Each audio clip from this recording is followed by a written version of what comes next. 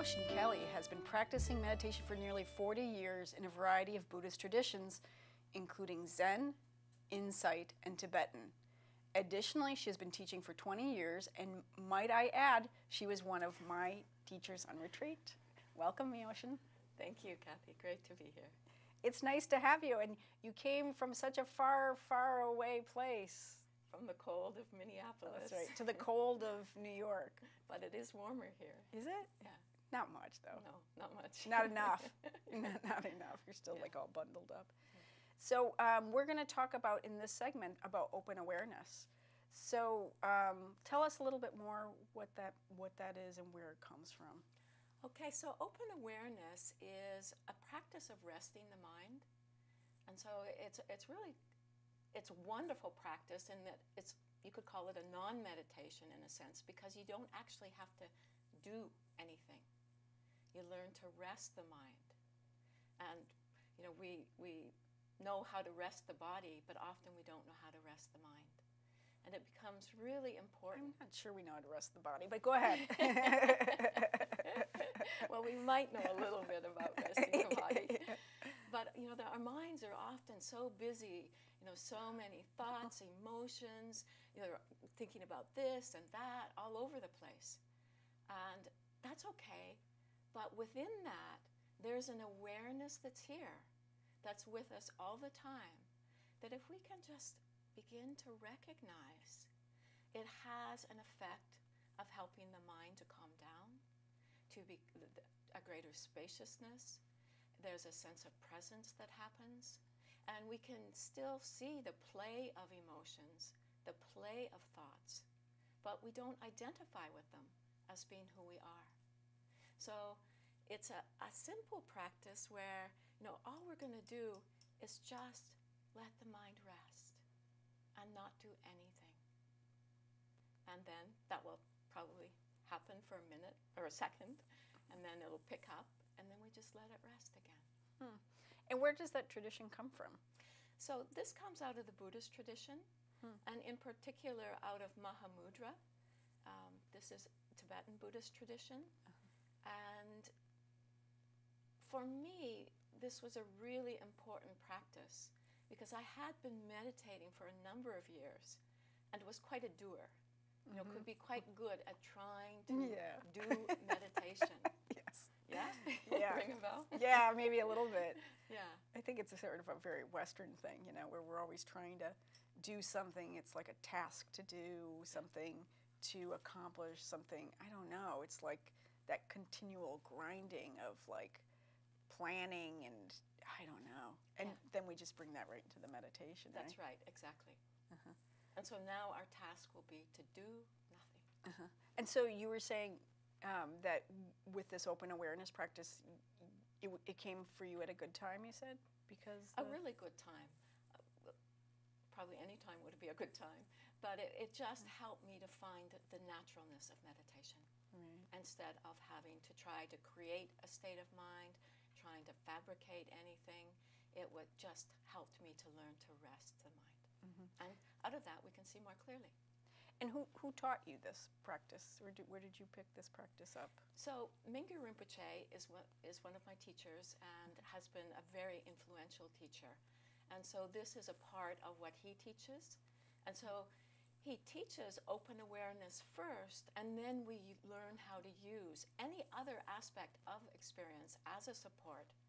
But it begins with this natural quality of awareness. Interesting. Yeah. I had read his books, and I loved his books, and I loved sort of the way he sort of merged like science and meditation, but he's also really practical and really real worldly, you know? So like he's really, you don't, I mean, sometimes when you like read a book or hear a teacher talk, you know, you feel like, oh, they're so far up here that you can't hardly even relate to him. But he has a way of like bringing it down to sort of a very a low level, so that like the word is accessible. Accessible, yeah. That's it, accessible. So he makes it really accessible, and I really appreciated that about him. It's his great gift.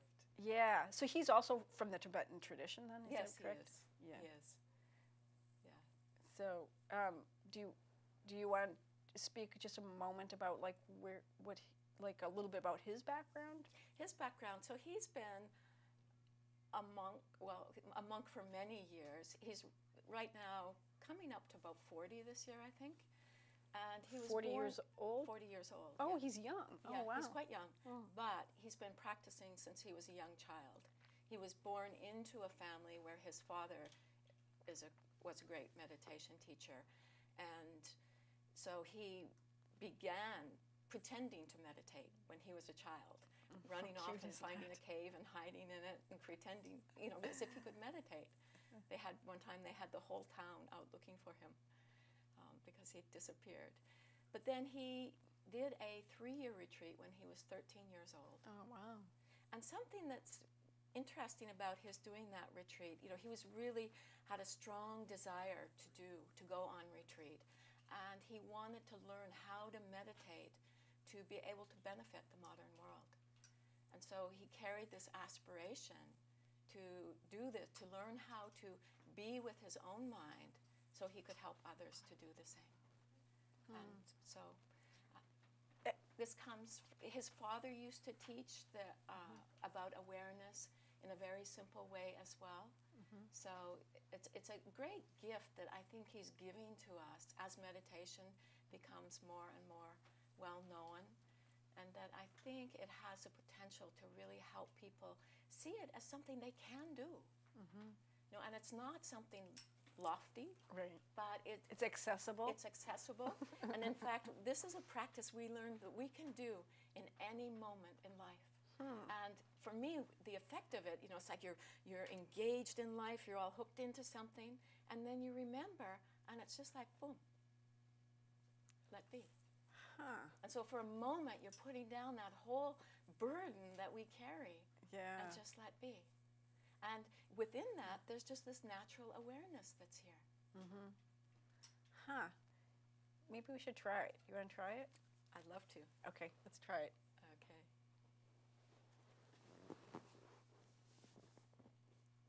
So we begin by finding a posture where the body feels stable. The spine is upright, supportive to a sense of wakefulness.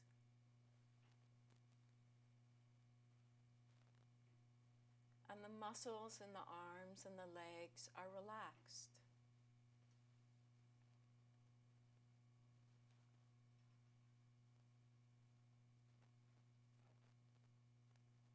And just taking a moment to let the mind come into the body and just feel the sensations of sitting.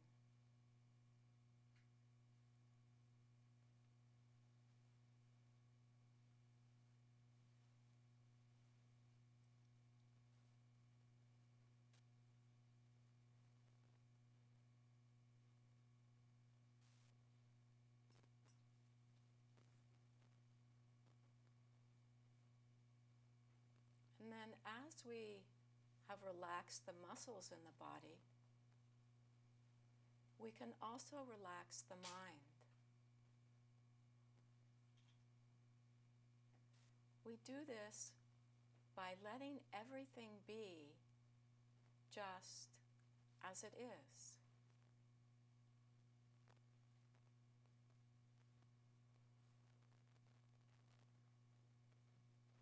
All of the sense doors are open.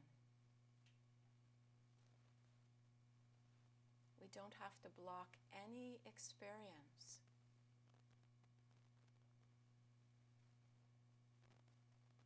And yet we don't follow or chase after these experiences.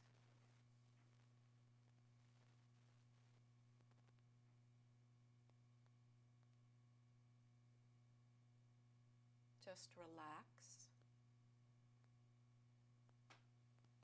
and let be.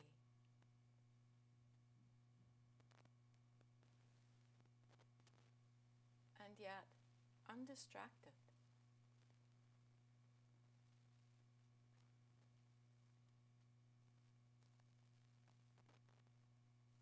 A sense of presence.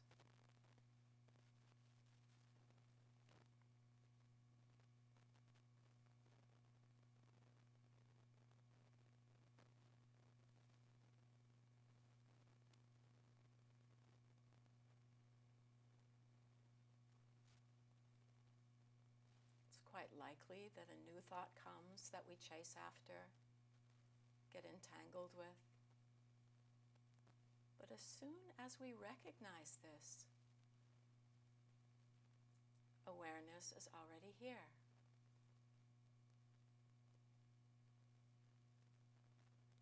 We simply let be.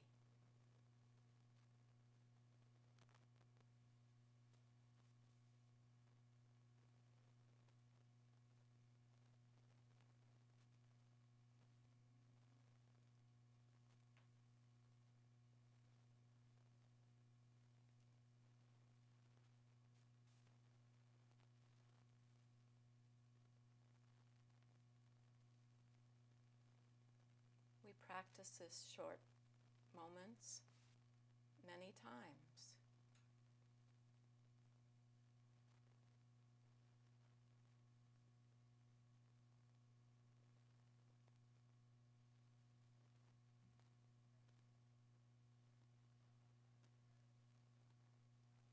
No need to try to hang on to awareness. It's already here.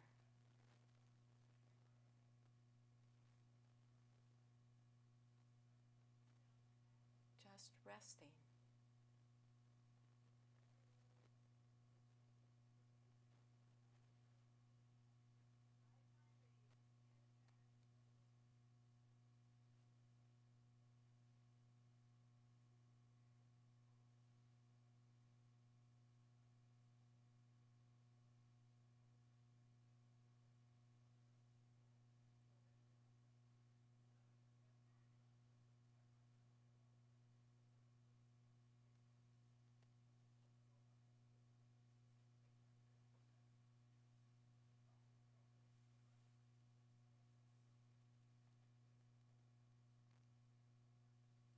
If you want to, you can also just lightly rest the awareness on the sensations in the body.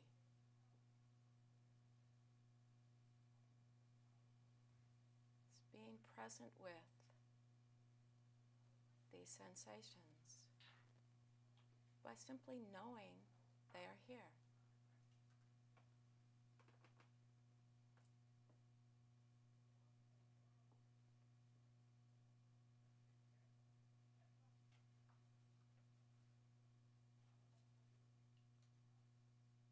Could be the sensations of breath, sensations from the posture,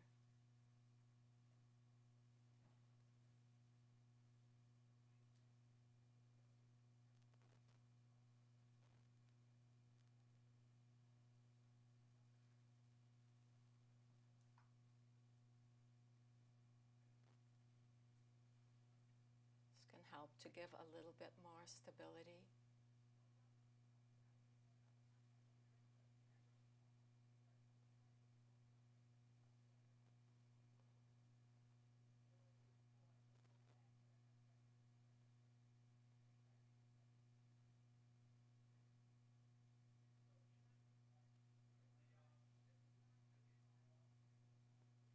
And then when you feel to, going back to open awareness, where there is no focus.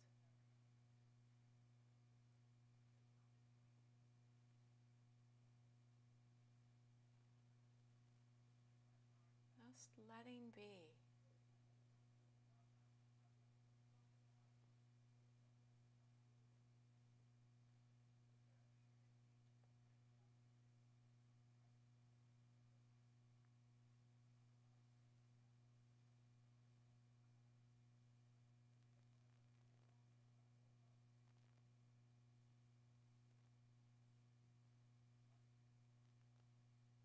Thoughts might come and go.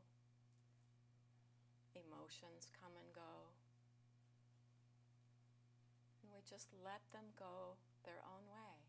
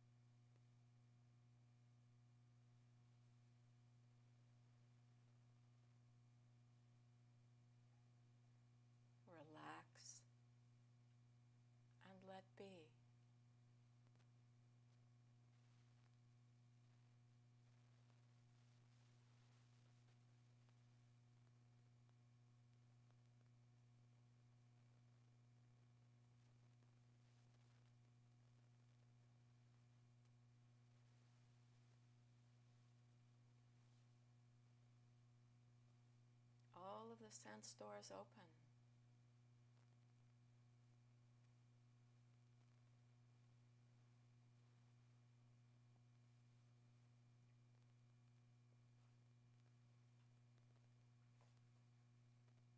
But not following any one experience.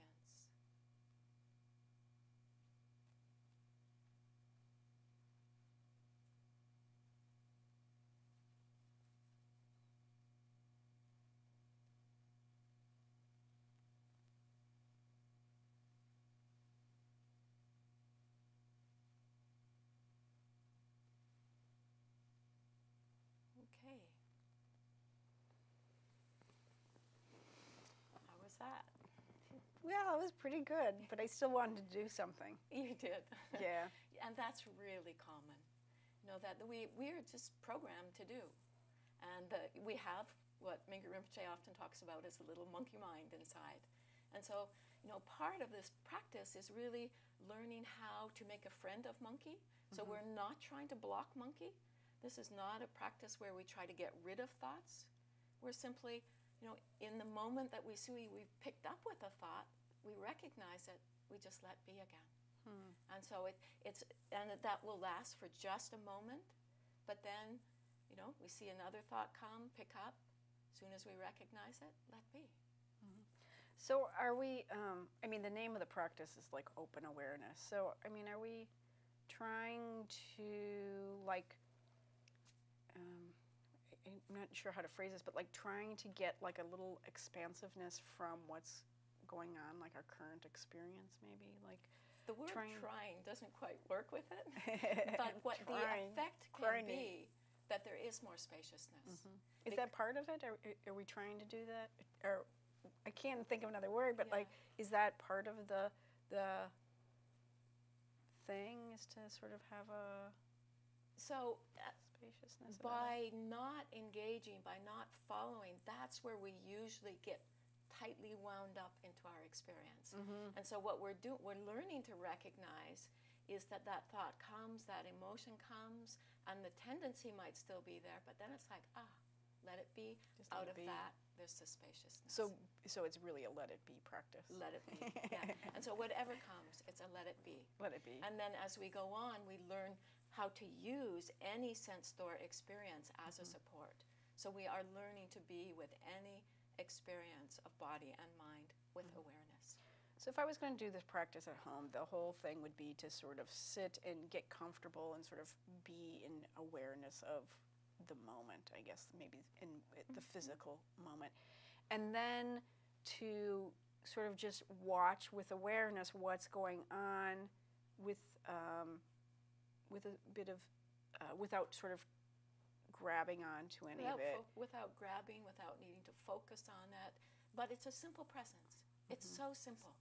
You know, even just you're saying, so if I was going to do it at home, that can already make it like a big deal to do. So what we're really looking to is in any moment, that natural quality that is here, that is aware that we're sitting here right now. And we don't have to think about, figure it out to do that. So we're just looking to that quality of knowing in the mind and just resting in that for a split second. So you mentioned a couple times the sense doors. And can you talk a little bit more about that? I mean, what do you mean when you say that? Okay, so we see, we hear, we smell, we taste, we touch, we have thoughts in the mind, we have emotions that come through. This is all part of our experience as being a human being. And what happens is because of this little monkey that gets engaged with all of these different experiences, we start to create patterns of behavior, we start to create problems in our life that really don't need to be a problem, but that we have interacted with all of the experiences we're having in a way that becomes problematic. And so what the practice can really help us to do is to come home, to really open to what are the qualities that we have inside us that are inherent, you know, to notice qualities of loving kindness, compassion, wisdom. That's what the awareness illuminates. And so by doing this practice, we start to not be so identified with all of these experiences. And I think that's what you're pointing to in the spaciousness. And yes, the mind doesn't collapse into these experiences and become who I am. Mm-hmm. And we just let it be. And we let it be. Just rest. And just rest. So if you kind of have talked about two different things that I kind of want to talk a little bit more about. One is I want to talk about, like, if I wanted to have a home practice, like if I wanted to try to do this a little bit at home, how could I do that? And yes, what should I? Right. Should I So do that? you know, it's helpful to have a space that one practices in. It's helpful to have a formal practice because that will feed the practice we do in daily life. Mm-hmm. But we don't want meditation to become limited to a formal practice because our habituated mind has been going a long time, and that if we only put in a few minutes of meditation a day, it doesn't have such an impact. But if we can learn to meditate formally but also be practicing in daily life, then it has much more effect on our lives. And so how much time do you think I should start with? Yeah, so, you know, to start with 10 minutes is great. And I think you can do like we did in the beginning, you know, find the posture, relax the muscles in the body, and let the mind be. And then if you find that there's just so much chatter that you're just lost in it, then you can use one of the sense doors as a support. One of the senses. Yeah, so like we did the body when we were doing it together. So just becoming aware of the sensations in the body. You could do it with sound. But anyhow, you pick something that just helps to give awareness, something to lightly rest on. It's not that you have to focus hard at that time, because the essence of meditation is awareness. And so we're just using our sensory experience to help recognize that awareness that's already here. And so resting it on the sensations in the body for a bit, or the breath, and then when you feel to, you can just rest in open awareness again. Okay. And so you could do that for 10 minutes in a day if you want 20 minutes. And that can be my sole practice. That could be pretty much my whole sitting meditation practice. That could be your whole practice, yeah. Okay. And then we only have like a couple minutes left, but I want to talk a moment about, so there's the sitting practice, so we sit kind of formally. Yeah. But then you said we can also do this in everyday life. And In everyday life, how do in I every situation. How do I do that? When do I do that? Walking down the road, walking down the street, just let your mind be. As often as you remember. Just let it be. It's like, you know, this sense of you're doing something, and then you just for a moment, let be. Just let be. And then, of course, monkey picks up again. If you can, right there, you can let be again. You just go back and forth between letting be, being lost, letting be, being lost. And you stay steady in that coming back. It doesn't matter. We have this habit of being lost, but every time we see that, we've actually remembered. So there's kind of a rejoicing that comes in that. And so whatever we're doing, anytime, anywhere, we can do this. And it doesn't turn us into a zombie because our sense doors are fully open. You know, so what it does, it puts down that burden, that fixedness of mind that gets so entangled with experience, and opens up the space to more possibility. It just brings a simple presence into our lives that is very beneficial, very helpful. Yeah, it sounds nice. I've been trying it while we're sitting here, like listening, half listening, Right. coming back. Coming back. But I want to really thank you so much for coming today. We're going to be doing another segment with you shortly, but I really enjoyed the open awareness practice, and I hope that people will sort of get a little bit more information and look into the open awareness practice in sort of the Tibetan tradition. So thank you so much for coming. Thank you.